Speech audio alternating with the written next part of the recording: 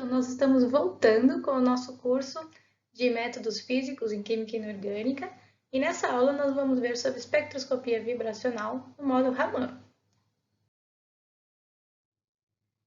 Bom, nós vimos que a espectroscopia vibracional ocorre dentro do poço potencial do estado fundamental, em que nós temos a passagem do estado fundamental para um estado excitado dentro da transição vibracional no espectro do infravermelho.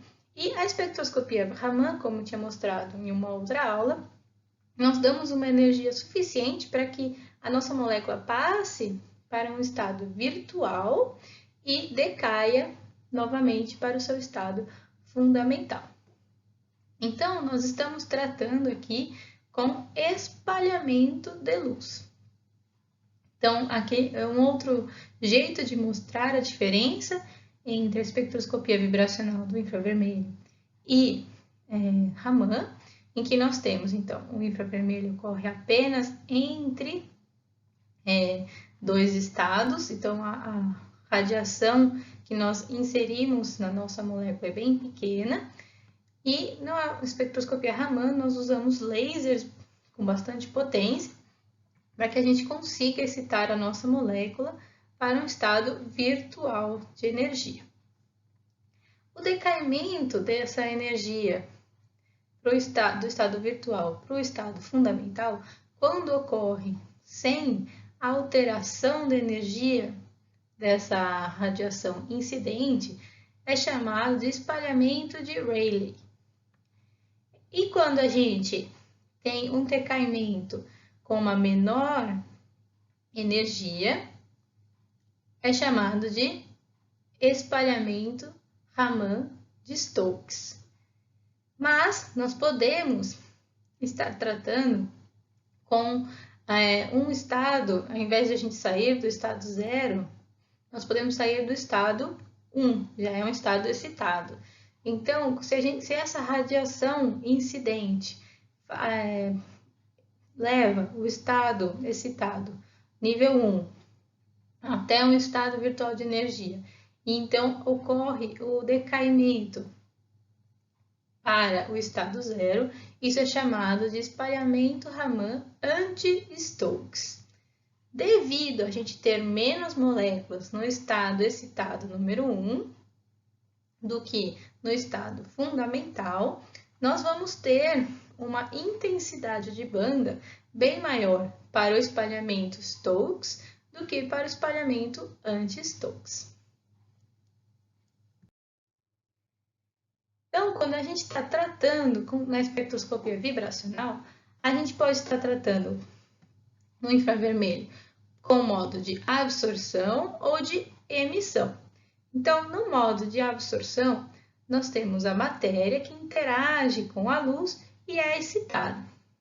Então, a gente consegue verificar a diferença de energia da luz incidente e da luz que passou por essa matéria. Então, nós temos então a emissão, que é da matéria que está no seu estado excitado e volta ao seu estado fundamental, liberando energia em outro comprimento de onda. Isso normalmente ocorre na região entre 4.000 centímetros a menos 1 e 50 centímetros a menos 1. E nesse caso, nós temos que ter uma diferença do momento de dipolo permanente da nossa molécula. Então, para a molécula ter um espectro vibracional. Já quando a gente está tratando com espectroscopia Raman, nós temos, como eu falei para vocês, o espalhamento do tipo Stokes e o espalhamento do tipo anti-Stokes. Então, no espalhamento do tipo Stokes, nós temos a matéria que interage com uma radiação, ficando no seu estado excitado e liberando, então, uma radiação com um comprimento de onda um pouco menor. No espalhamento do tipo anti-Stokes, nós temos a matéria no seu estado excitado, interagindo com a radiação, e isso gera a matéria no seu estado fundamental, levando à formação de uma radiação com uma frequência maior. Então, nós temos Normalmente, utilizamos 20.000 centímetros a menos 1, né, nessa escala. E no caso do espalhamento Raman, o que nós temos que ter é a polarizabilidade na nossa molécula e não o momento de dipolo da molécula que deve alterar. Então, no espalhamento Raman, o que tem que alterar é a polarizabilidade da molécula. Então, aqui, para exemplificar novamente para vocês o que acontece no espalhamento Raman, imagina que nós temos uma molécula e uma luz incidente, é um laser. Essa luz incidente, se não acontece nada com ela, ela permanece com a mesma energia, ela espalha pelo espalhamento do tipo Rayleigh, certo? Então, que a gente tem a energia inicial é igual à energia que foi espalhada. Se nós temos a alteração dessa energia, então se a gente aumenta a energia desse espalhamento, nós temos um espalhamento tipo anti-Stokes aqui. Então, que a energia final é maior do que a energia inicial. Mas se nós diminuirmos a energia da nossa radiação incidente, nós temos um espalhamento de luz do tipo Stokes, em que a energia final da radiação espalhada é menor do que a energia inicial. Então, vou ficar aqui frisando bastante vezes que a espectroscopia Raman, ela vê a luz espalhada. E o que a gente observa, então, é que uma fração da luz espalhada no Raman terá uma cor diferente devido à interação com as vibrações moleculares. Então, por isso que o espalhamento Raman ainda está no modo de espectroscopia na região do infravermelho, é vibracional, porque a gente consegue espalhar essa radiação devido à interação dessa radiação com as vibrações moleculares. E isso está diretamente ligado com a polarizabilidade desta molécula. E o que é a polarizabilidade? A polarizabilidade é a capacidade da gente conseguir distorcer a nuvem eletrônica. Então, se a gente tem uma nuvem eletrônica esférica, como por exemplo essa aqui, e a gente coloca essa nuvem eletrônica num campo elétrico, e a gente conseguir distorcer bastante essa nuvem eletrônica, nós temos um material altamente polarizável. Então, é isso que a gente está medindo quando a gente está tratando com polarizabilidade. E como que a gente verifica a polarizabilidade de uma molécula? Bom, ela vai aumentar com a diminuição da densidade eletrônica, ou seja, átomos grandes e moles, e vai diminuir com a diminuição da força de ligação. Então, ligações simples são mais polarizáveis do que ligações duplas, e com o aumento da distância entre átomos de uma ligação. Tudo bem? Então, novamente, nós temos o espalhamento de luz. Então, a gente tem espalhamento Rayleigh e os espalhamentos Stokes e anti-Stokes. Aqui eu tenho para vocês uma coisa bastante simples para mostrar para vocês sobre o espalhamento de luz, em que a cor do céu que a gente observa é em parte, devido ao espalhamento de luz do tipo Rayleigh no comprimento de onda na região do azul. E violeta. Por isso que a gente encontra o céu, quando a gente observa, ele tem essa coloração azulada.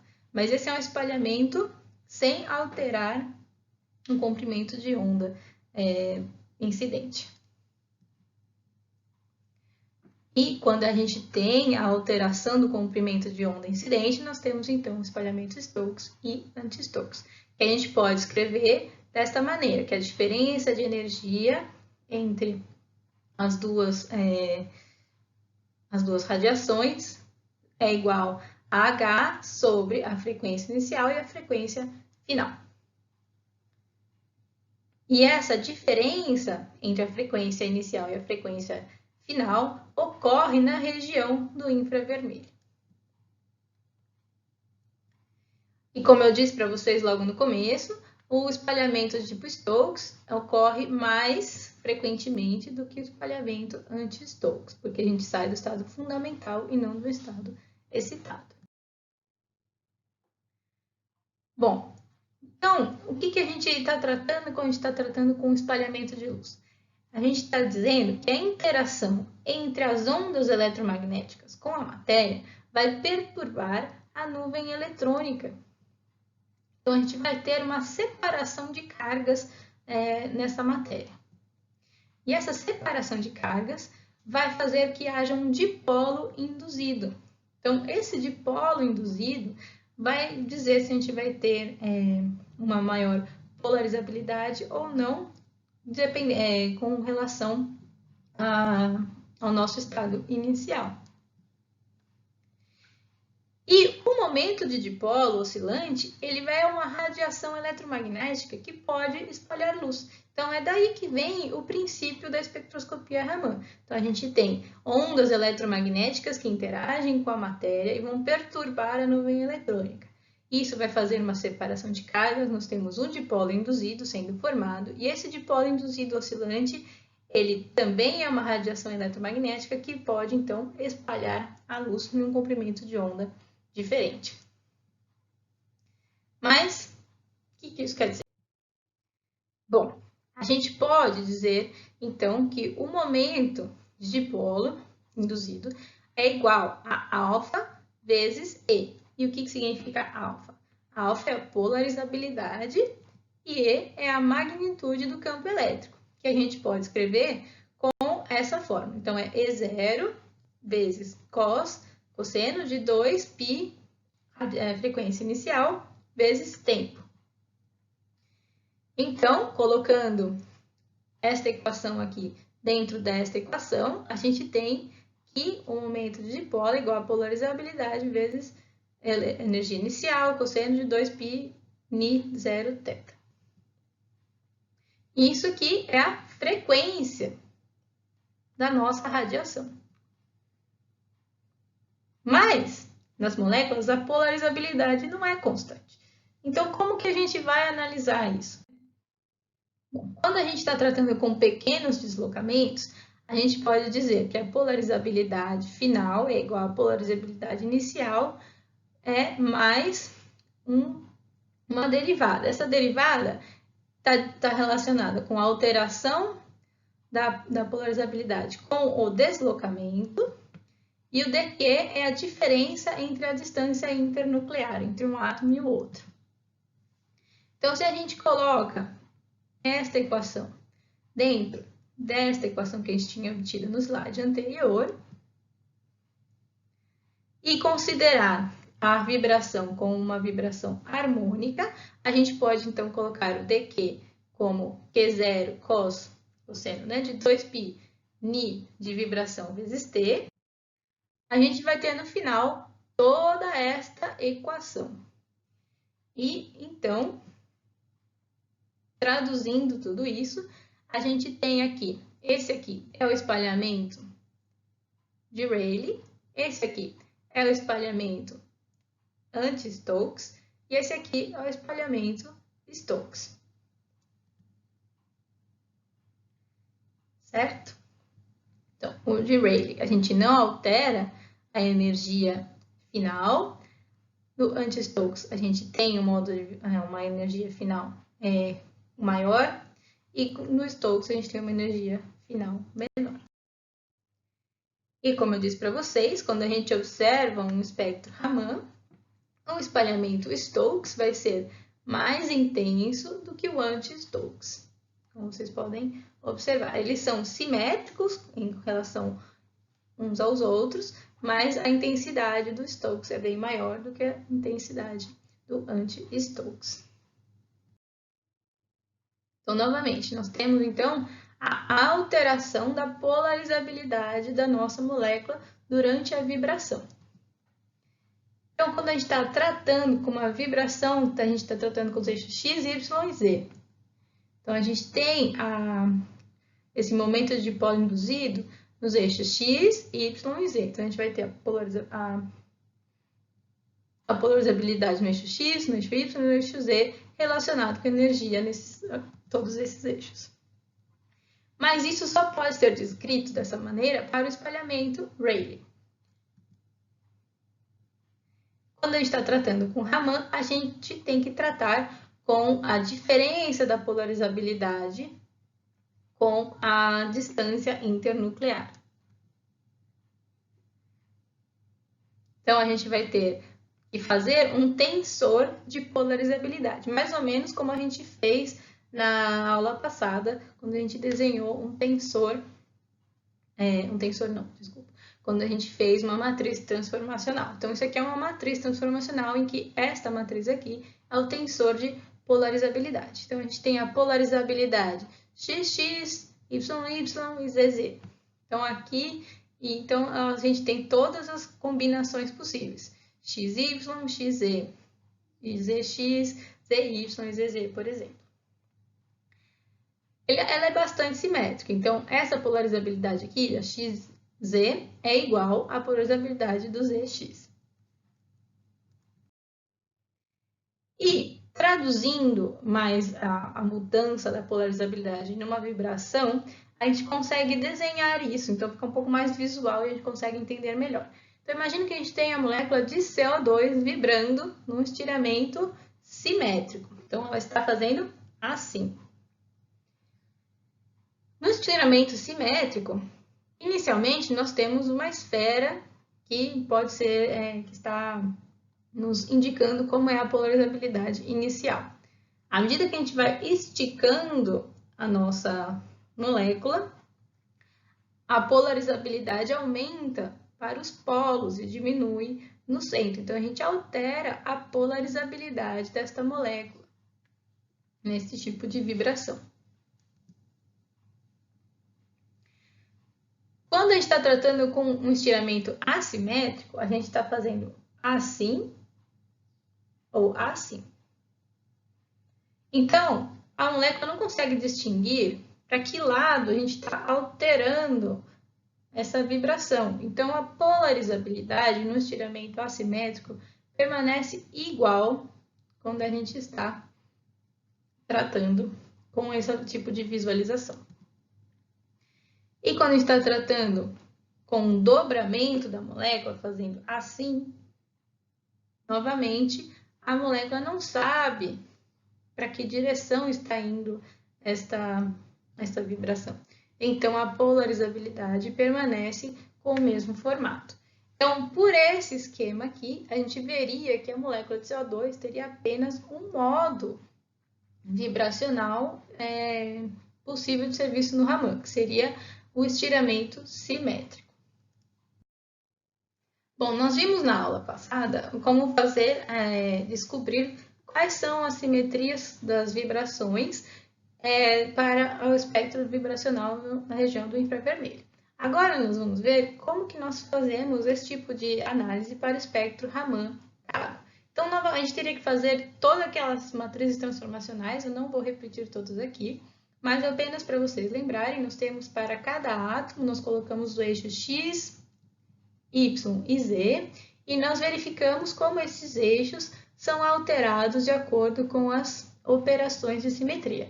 Então, neste caso aqui, eu estou mostrando para vocês novamente o exemplo da operação identidade, em que os eixos X1, Y1 e Z1, que correspondem ao oxigênio, permanecem todos no seu lugar. Então, nós colocamos 1, 1 e 1 na diagonal dessa matriz transformacional 9 por 9.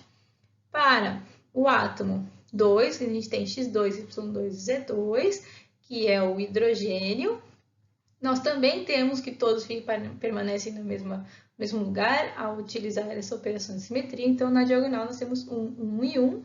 E para o átomo X, com X3, Y3 e Z3, que é o outro hidrogênio, novamente nada acontece com eles, com a operação de simetria identidade, e temos na diagonal 1, 1 e 1. Então, a diagonal dessa matriz transformacional nos resulta em 9. E nós sabemos E as moléculas não lineares vão ter 3n menos 6 modos, graus de liberdade para vibrar. Bom, então a gente fazer a matriz transformacional 9 por 9 para todas as operações desse grupo de pontos da água, a gente encontra a representação redutível 9 menos 1, 1 e 3, que é reduzida a 3A1, 1A2, 2B2 e 3B2.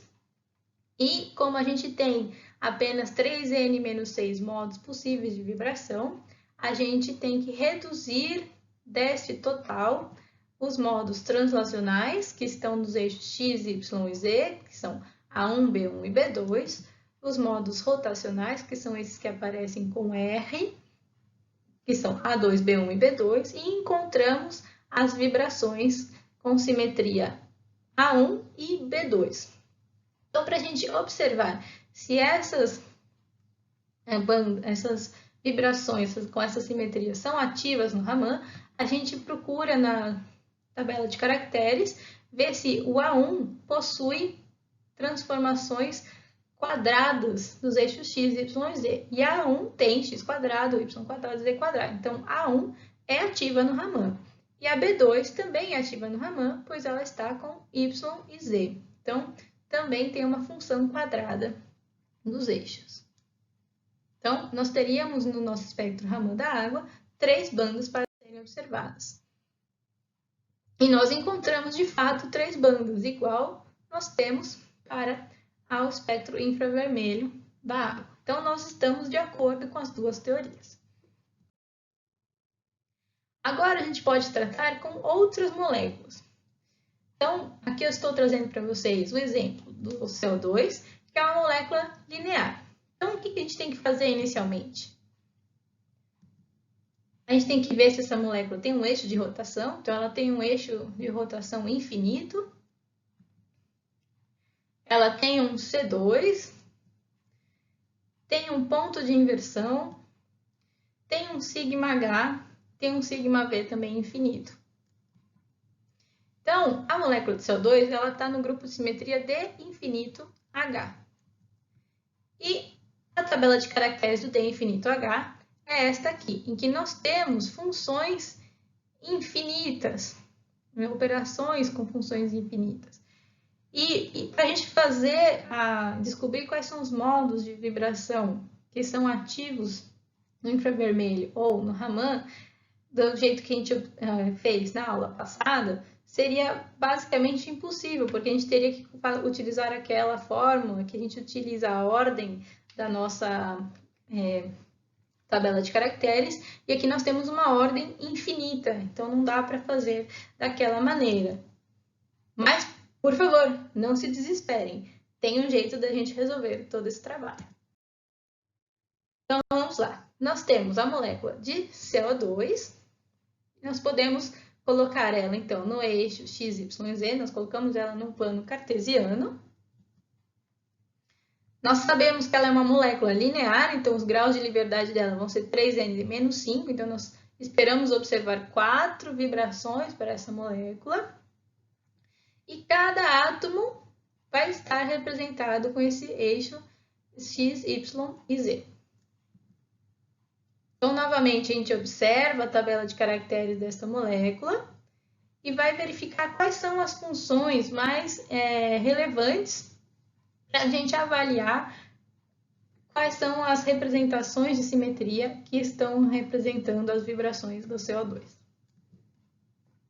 Então, dessa tabela de caracteres, a gente pode reduzi-la para função operação E, C infinito, sigma infinito, operação de inversão, rotoreflexão infinita e C2.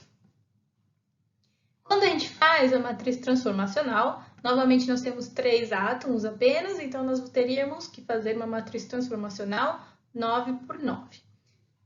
A operação E, novamente, vai nos dar a representação redutível 9, porque nós teremos na diagonal todos os eixos x, y e z permanecendo nos seus lugares, dando então o número 1, e a diagonal dessa matriz transformacional nos dará o número 9.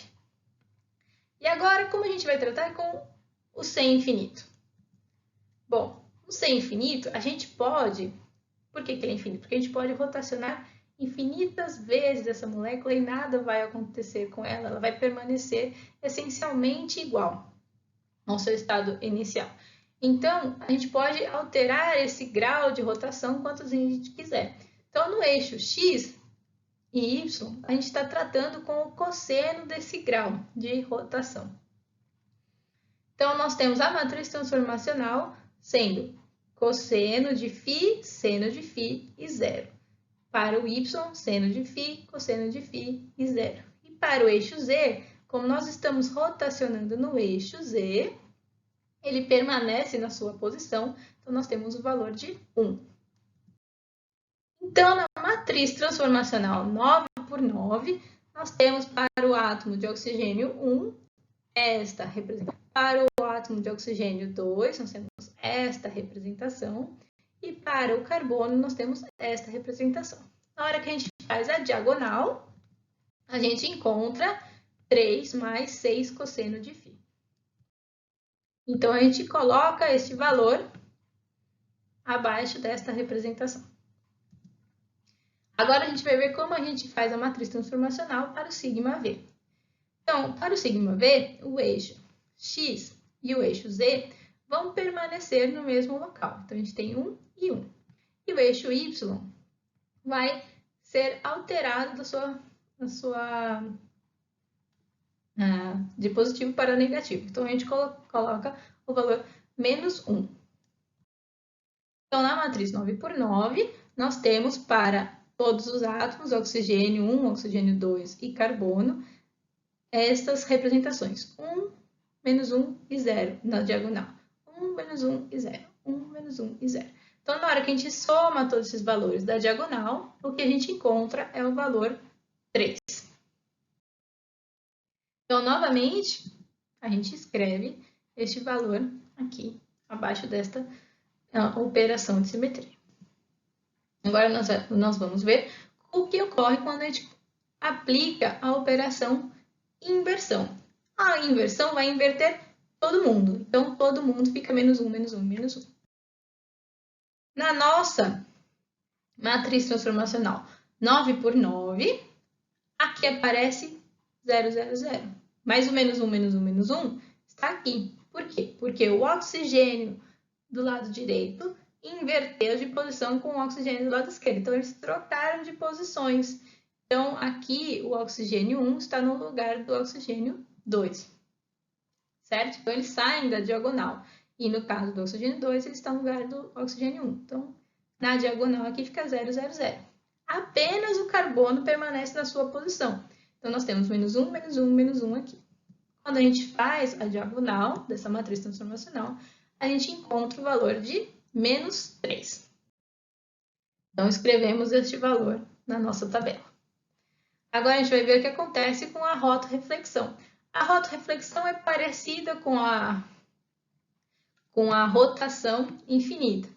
Então, a gente tem infinitas rotações com ângulos φ e refletimos. Como a gente reflete, o oxigênio 1 e o oxigênio 2 vão trocar de posição novamente. Então, na matriz 9 por 9, a gente espera que no local onde a gente teria alguma coisa para colocar, a gente vai ter 0, 0, 0.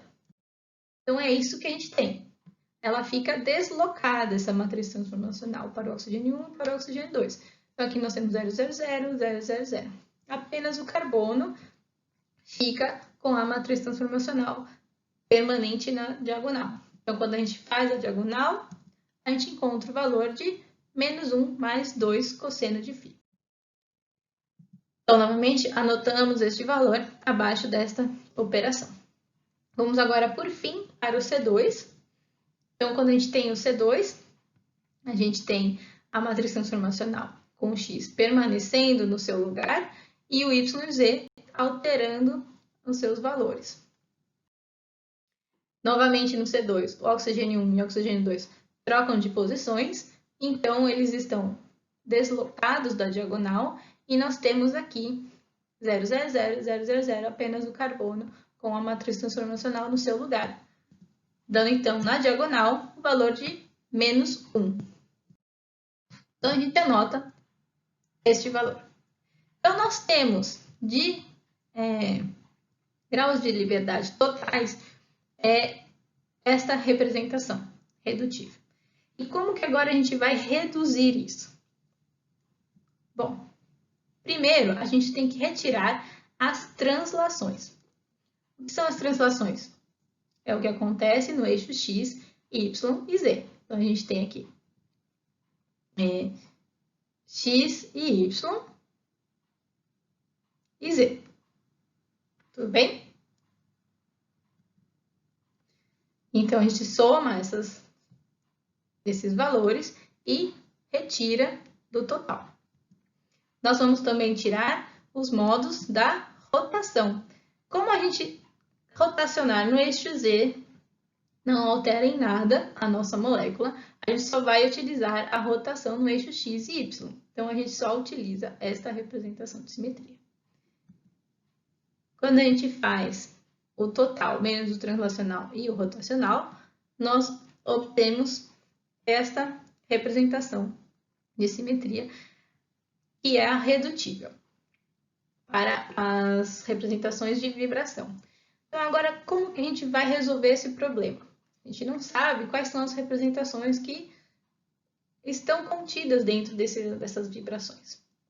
Mas a gente verifica que tanto o C infinito quanto a rotoreflexão infinita possuem o valor de 2 cosseno de φ. Então, a gente pode suspeitar de representações de simetria que tem o 2 cosseno de φ dentro dela. Então, quem tem o 2 cosseno de φ é positivo dentro da sua representação de simetria. Então, o E1G tem o 2 cosseno de φ para o C infinito, mas para o S infinito é negativo. Esse aqui não é 2 cosseno de φ, porque é 2 cosseno de 2φ. Então, está descartado. Aqui também está descartado. Aqui também descartado. Então, só nos resta dizer que a representação E1U, ou πU, é a representação que está contida dentro desta total de vibração. Então, a gente pode subtrair esta representação da total de vibração.